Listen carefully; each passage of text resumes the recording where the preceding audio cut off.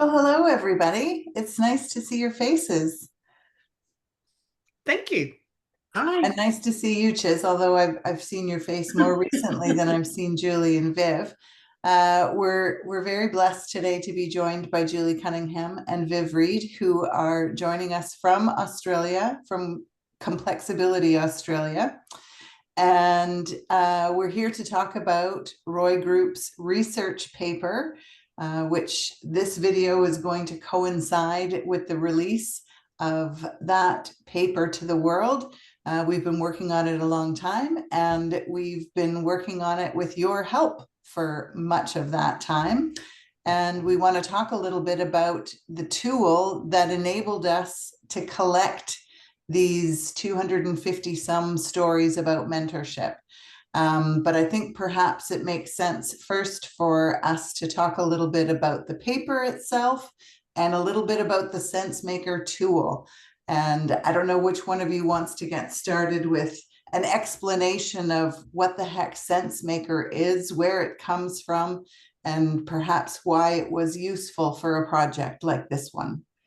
That was three questions. That was question stacking in coaching language. Okay, well, let me start off. And hi, I'm Viv. I'm based in Brisbane, in Australia. And SenseMaker is a piece of software developed by Knibb & Co, Dave Snowden. It's been around in its emerging state for about 25 years, starting off when Dave was in IBM. And it had as its origins the question, how do you make sense of messy, complex situations? How do you find out what to look for? How do you find the patterns, the themes in complex environments when there's lots and lots of things going on and you can't necessarily find direct relationships between cause and effect? So that's its origins. And over the years, it's developed and it's morphed. There are a couple of really important things that distinguish SenseMaker from other survey tools, because one of the most important things is that SenseMaker is not a traditional survey. The first is that it's about understanding the current state. So it's about decision support. It's about making sense of what's going on in order to be able to make better decisions or better interventions. So it doesn't pretend to give you the answers. It gives you insights. The second thing is that it doesn't purport to therefore tell you everything that's going on. It will tell you the things that are evident at the time as the basis for then making better choices, better decisions. But people have to be engaged at the design and at the making sense of. So again, it's not one of these expert systems that's going to, it needs to have people engage and interact with what's going on. And the third thing is that people like Julie and I've worked with it now for over 20 years since its infancy and now in its more sophisticated form. We're the kind of the midwives. We help make it happen, but we're not the experts providing the answers. It's absolutely a co-created process all the way through, from design to the analytics to the sense making. Our role is not to be the answer providers, but to help provide the environment within which then the sorts of things that you want to try and discover can emerge from it. So I always say to people who are interested in using SenseMaker, it comes with a health warning. The first health warning is if you think you know what you want to know, then don't use SenseMaker, because it is a disruptive technology. It will inevitably uncover things either you don't want to know or you didn't know you were going to know. If you are looking to do something that says, I just want to prove to the world that I was right, then SenseMaker is not the methodology for you. If, however, you are genuinely curious, if you genuinely want to have multiple perspectives, if you genuinely want to explore what's going on and you're prepared to live with what's out there, then SenseMaker is the tool for you. I think probably one little cameo, and then I'll hand over to Julie. I remember we did a particular project in an education department some years ago, an environment which shall remain nameless. And the very first thing that the school principals did when they saw the results that came back from the teachers was to say, oh, they obviously didn't understand the questions. We need to correct their work because they didn't like the answers that had come back. You can't game the answers by constructing questions that will guarantee you to get the answers that you want in a sense maker. The way it's designed allows people to not only make their own contributions, they make sense of their, signify their own stories. It's a very hands-off and therefore not as managed or manipulated or constructed. And the final thing about it is it was the very first which had both qual and quant in the same instrument. And so you get a very different kind of richness of data that emerges. And Julie and I have done a lot of work in aged care and community organisations here in Australia. And one of our favourite clients says, the stories are for the politicians and the numbers are for the bureaucrats. Mm. And as far as they're concerned, it's been a fabulous tool for both improvement and advocacy because it meets multiple objectives in the one process in terms of engaging things. So it's different. It can be disruptive, but it also can be hugely rich and valuable in the data that emerges. And so yes, we've been working with it for some time with you guys, both in terms of designing and testing and getting people to engage with it. And now it's fantastic to see what's come out in terms of some of the sorts of insights that you've uncovered and are ready to share. And Julie might be able to say a little more about the specifics, but also the way in which we applied it into the particular world in which you work. Thank you, Viv. And before Julie gets into a little bit more of the nitty-gritty for us, Chiz, I'd love to hear why Sensemaker, in its ability to sort of take what's messy, the quant and the qual, if you want, and paint a bit of a picture that can be disruptive. How is it that this tool satisfied some of your curiosity about mentorship and not only informed the book, but led us to this place where there was enough information worth sharing that it's resulted in a research paper? That's a good question. Yeah, I guess I wanted the book ultimately to be more than just a memoir. I wanted it to have some insights into a fairly strange time. Like, I don't exactly know what week this little podcast will be coming out, but if the last 5 weeks are any indication, we're definitely in conditions that are not predictable. Yeah. And yet there's this ancient theme of mentorship still kind of kicking around, meaning different things to different people, shows up differently in different cultures. And yeah, I just wanted to kind of find out what the world thought about this theme rather than just what my convictions were. Mm-hmm.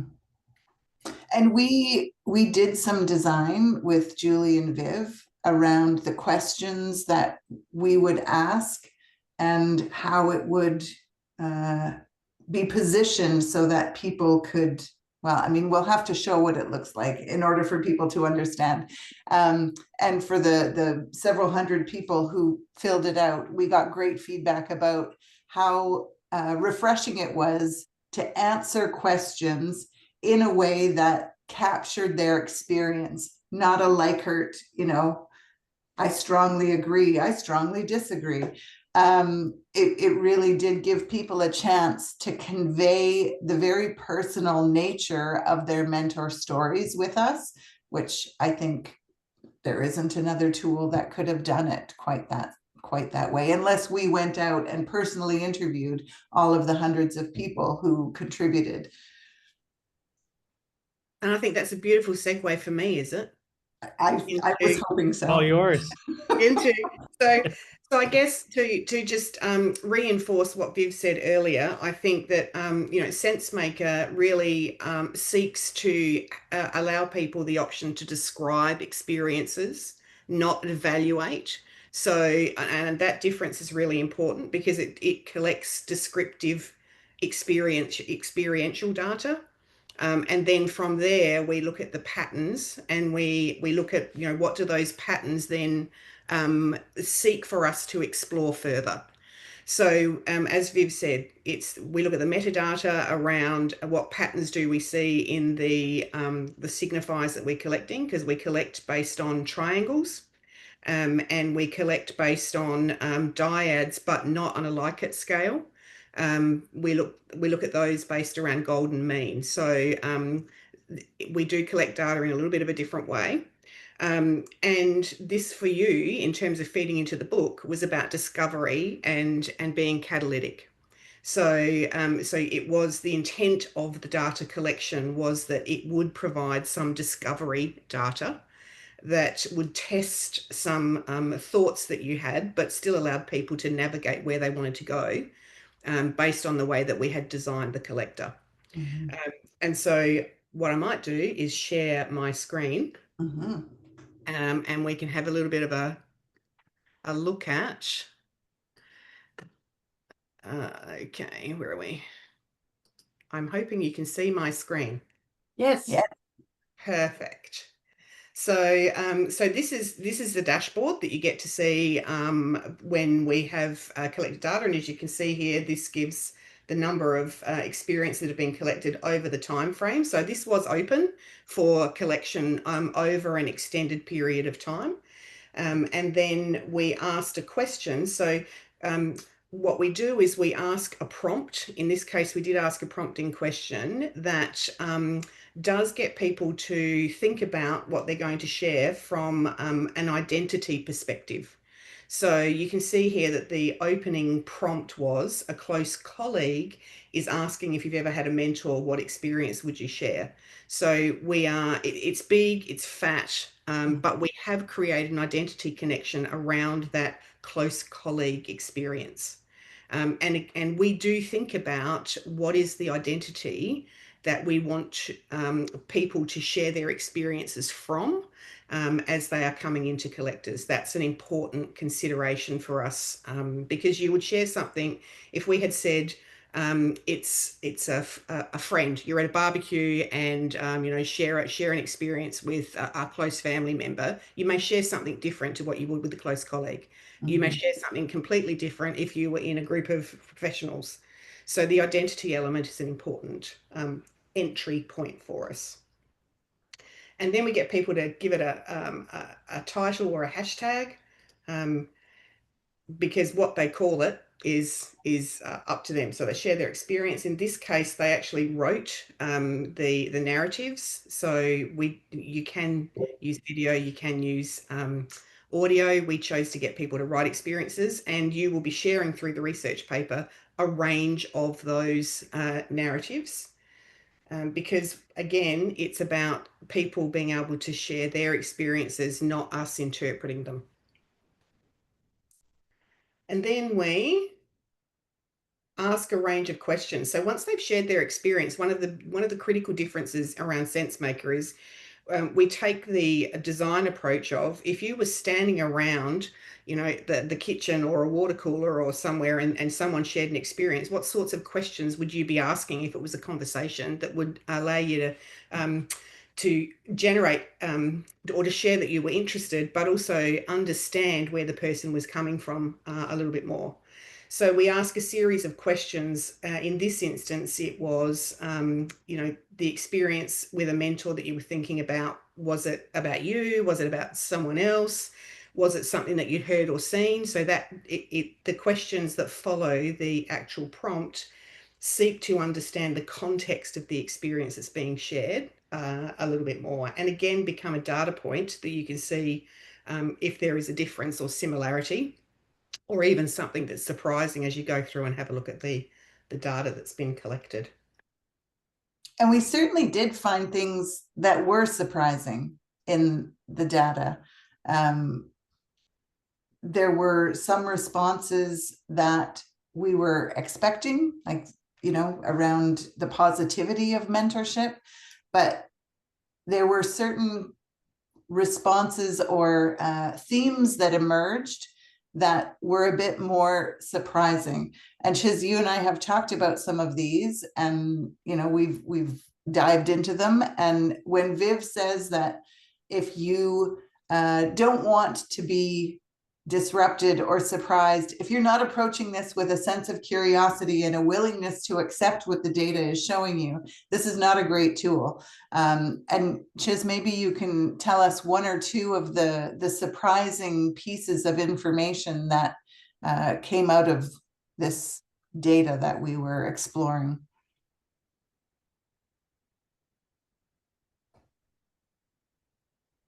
Did we lose him? I think we did. Well, who needs them anyways? I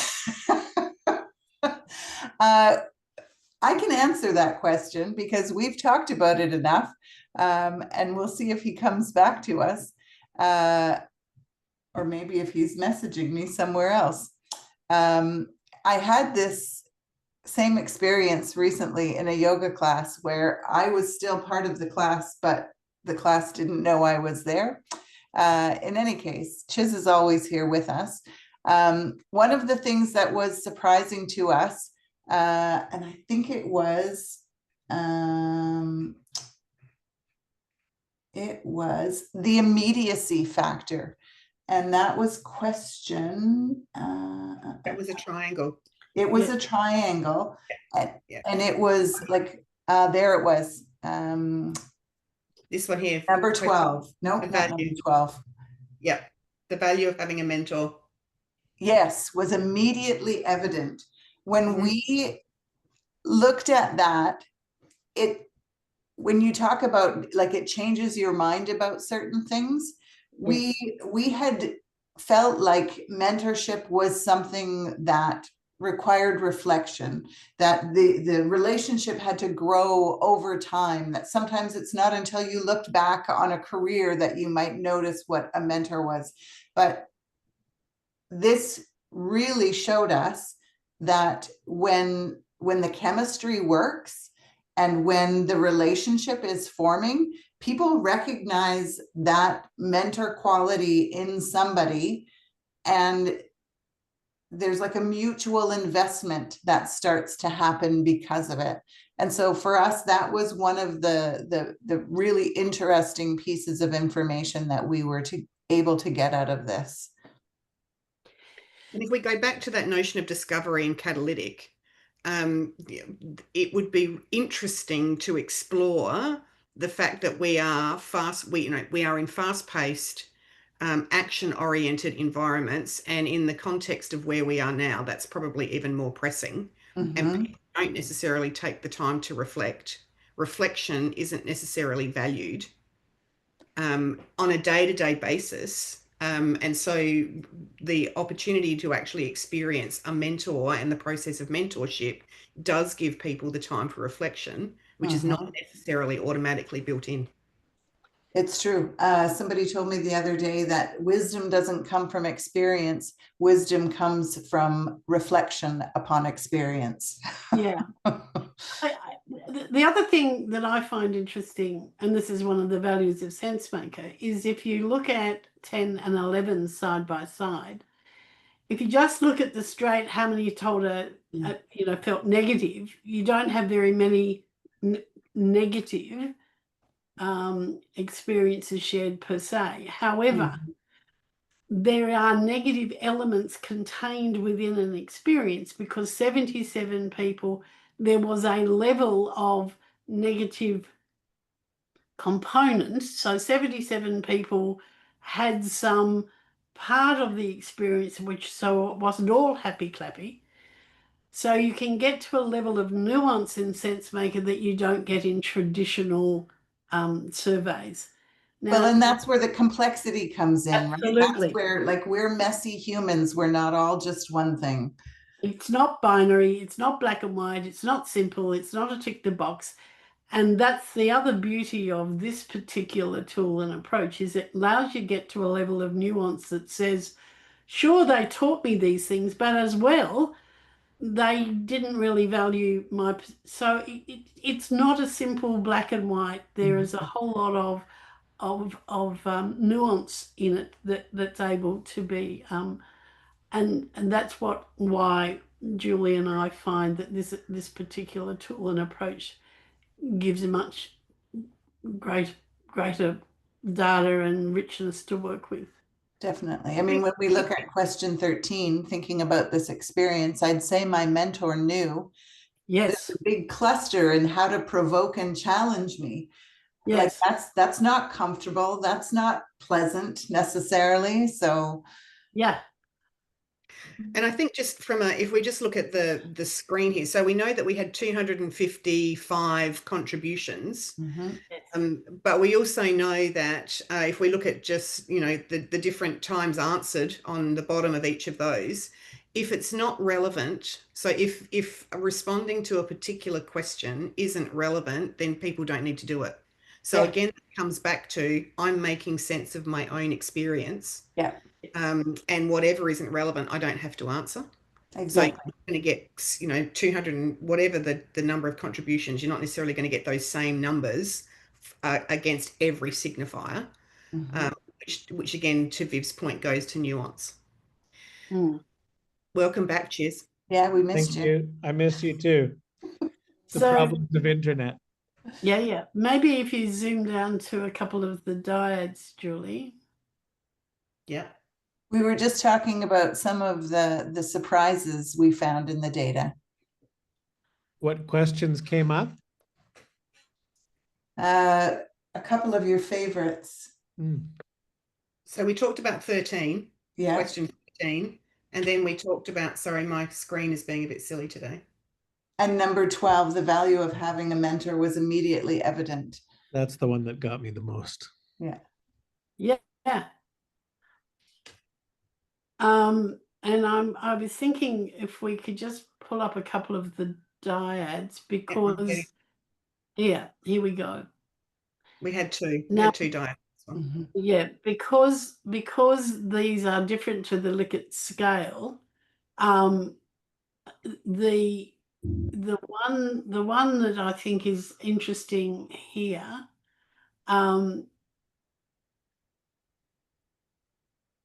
the issue about level of structure versus organic, which is the thing that you wanted to explore in these two. Did you want to make any comment around that? No, other than we're noticing that because organizations would like to harness the power of mentorship, they're setting up structured programs and doing what people do when they try to build something is let's give this some structure. So this was an interesting question to see that when people share a story about somebody, who's been a very special mentor to them, that it was so weighted to the left, that there might have been some structure, but mostly there was space. Yes. And so that was very interesting, as was the one next to it, when mentors, we hear in these programs, always feel that they need new things to share with their mentees, new pieces of knowledge or insights or models or theories or processes.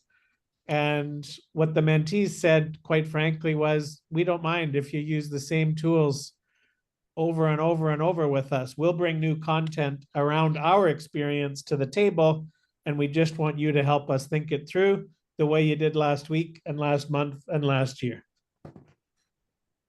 Yeah. Yes.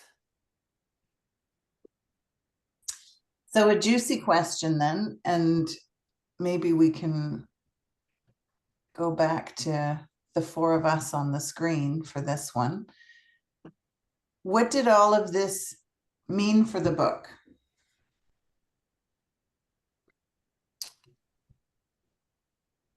That sounds like it's a question to me. I think you're the one that wrote it. Well, not to give too much away, but obviously, Quiet Champions relied heavily on this old story of Mentor and Athena and Telemachus. And when Odysseus left for the Trojan War, he left his son with somebody who he really valued and believed would take care of Telemachus, an old teacher of his named Mentor. But the problem was is that Mentor didn't do a really good job. And it took Athena's intervention to kind of breathe life into the relationship. So for me, the research was, what might have been those qualities in a modern day setting that Athena would bring? Like, what's the magic? For the people that get it right, not that Athena actually did these things, but if Athena is kind of the symbol for getting it right and creating a really meaningful connection, and Mentor is kind of the archetype that can hold the column of this is how he got it wrong, those were the two lists that I wanted to capture. The pitfalls that mentors can stay clear of, and the behaviors that will be helpful. It was that simple. I wanted it. So most of the book is organized under those two columns. Did Athena do it? Then you should do it too. Did Mentor do it? Heads up, don't do it that way because it doesn't. Well, and Sensemaker gave us a bit of a crash course into, I mean, you had 20 years of experience working with Roy Group and, another decade almost working in leadership. But there was something about the crash course of this Sensemaker data that was a catalyst for like taking it to the next level. Yeah. No, it did dramatically change the book. There were a lot of convictions that I had about mentorship that did not turn up. There were a lot of new convictions about how people might play this in a way that makes it a better connection. So yeah, it was fun to let some things go, and it's been very fun to pick a lot of things up from people's stories. And if we look at this from a data collection perspective, the data set is quite Canadian. Right. So in terms of the 250 odd that were collected, probably 80%, Right. a little bit higher than that actually, is Canadian experience. So if you were to widen this, widen the data set, collect some more, and we are in a different context now to when it was collected. So, so given that we also collect things that are context dependent, it would be super interesting again to see if some of these premises held across geographies, Right. and in times that are actually quite contextually different. Yeah, because one of the other things that came out quite strongly too, sorry, Viv, I could see that you were going to, I'll take a breath in a minute, is one of the really strong, so in a number of the questions, we offer the opportunity to, here are the criteria, or here are the things you can select from, but you can also select other. In the question around,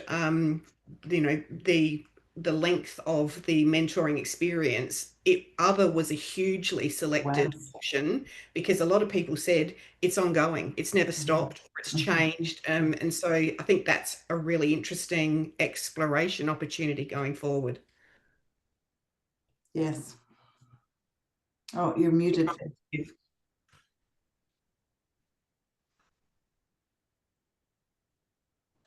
I did it to myself. There are people who would like to do it to me often, but anyway, there you go. So what Julie has picked up was something that I was going to say is one of the values of Sensemaker, is that you can repeat it and you can get some longitudinal stuff happening as the context shifts, because the principles will be the same, but the context may cause there to be some things that are dialed up and some things that are dialed down. And geography and culture may make things be more or less or whatever. And again, because this is descriptive and not evaluative, because we're not doing benchmarking that says you all should be like this or you all should be like that. Right.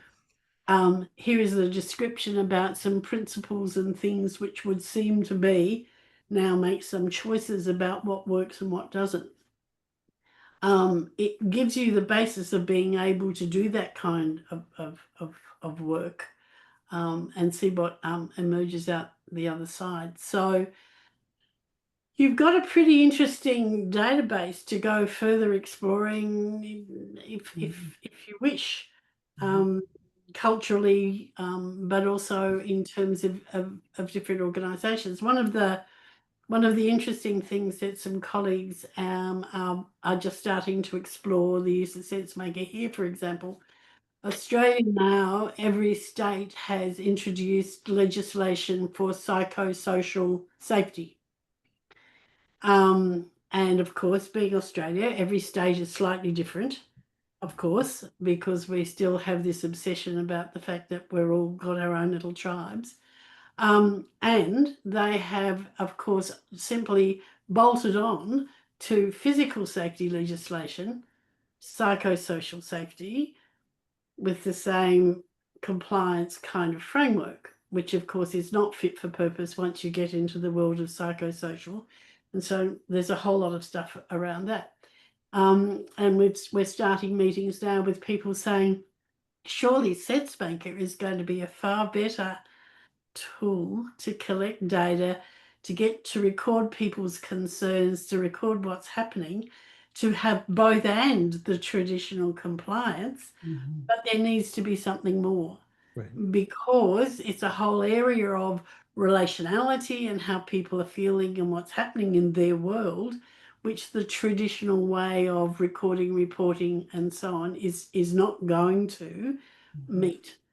And already the level of claims, workers' compensation claims in the psychosocial arena is gone huge.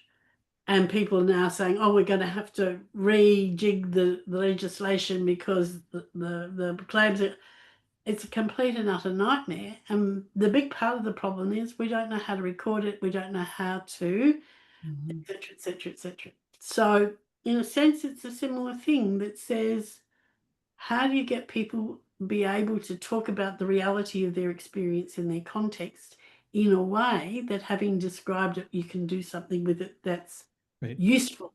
And that's what and useful in a way. I mean, not only is it a disruptor, it also doesn't end. So like we're talking about what else we could be doing, how else we could be collecting. Yes. It left us with as many questions as it did answers around like age. We didn't get very far into that, but we made assumptions that a mentor is older typically than a mentee, or the person that is, experiencing the mentorship of the mentor. And I'm not convinced that that's true, but I would like to dive further into people's stories to find out a little bit more about that. Yeah. The great benefit for me was something that I've noticed in person too. If you engage people intellectually to talk about mentorship, they're happy to like think it through with you from the neck up, like what it is and blah, blah, blah, blah. You're like, what works best and blah, blah, blah. But when you start by asking people to share a story of, someone that's theirs, good or bad, but tell us, I just think it unlocks such a, I don't know, much more rich level of input for them to share the story and then to answer all these questions. I think we unlocked a lot of truth in people's stories that it obviously, in most cases, felt good to share that story. And then we were able to collect all of this valuable information from those stories. Absolutely. And part of it's because I choose which story I want to tell. Oh, exactly. And given that I have the choice, that I have the sovereignty over my choice of story, the perverseness of we human beings is that we are A, much more likely to tell the truth, and B, we are much more likely to be more open with what we share than if somebody is imposing what they want us to tell. Right. Because we tend, if somebody is imposing it, to decide we either like them or don't. We are happy or not to be controlled, and we therefore will behave in a very perverse way. Whereas if you make it open, the more you allow people to lie, the more they will tell the truth. The more you allow them to be as free as a bird, Right. then You can the take more this they anywhere. will actually. So I think that's one of the other things. There are some very clear indications that within something like Sensemaker, we sometimes get the most extraordinary things that are shared, that people are prepared to contribute to a level of shared understanding of things. And I think that's part of it, that you're right, Chiz, that people are then prepared to say, well, let me offer this up to contribute to a collective I think body of to knowledge. add to that, people don't know what it is that you want to know.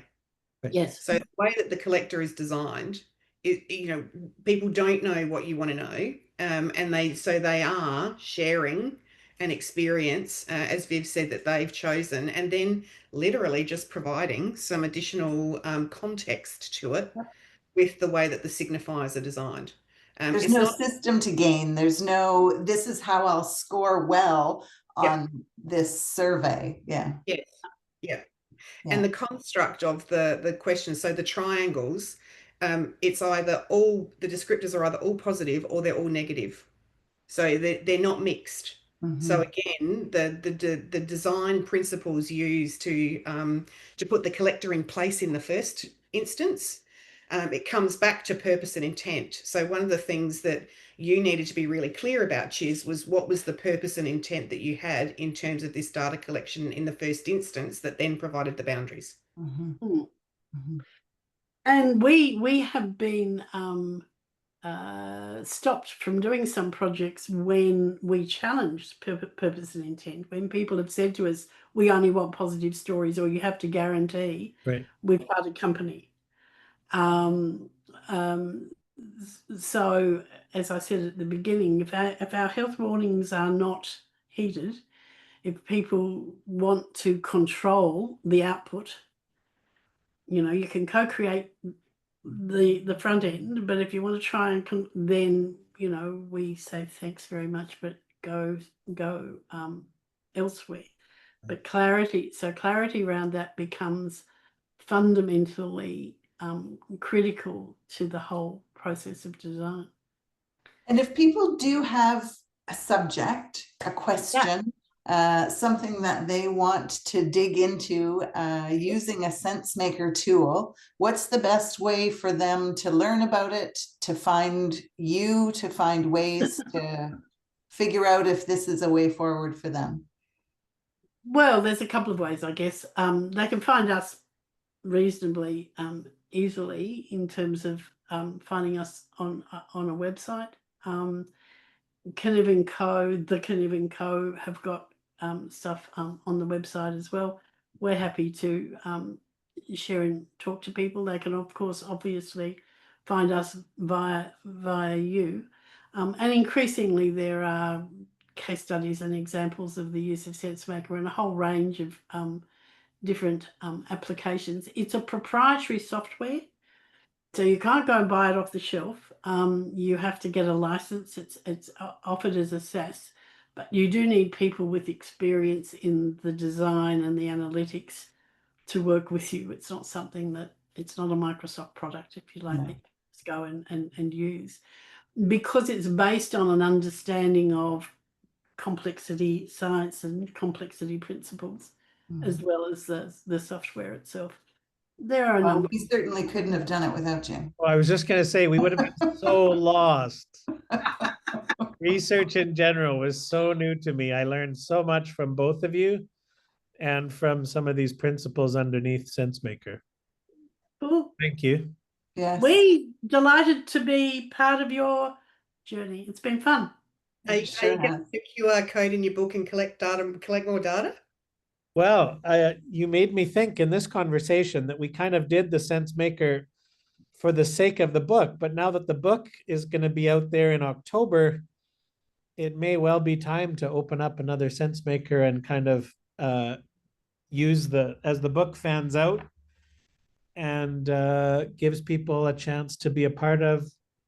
We don't really want to think about other things other than mentorship, so that's a cool idea. It is Yeah. very cool. Well, you could certainly have it open and specified in the book that it's there it's open for a particular period of time. Mhm. And have a QR code, and then you could use that as a data collection trigger point. The journey never ends. Hey, watch this space. I Have thought you I was met- done my have you met homework. It's my just friend starting. Julie never let a chance go by Cunningham. No, exactly. All right, I'm gonna hit stop. Okay. Thanks, everybody. Thanks, everyone. Take care. Thank you.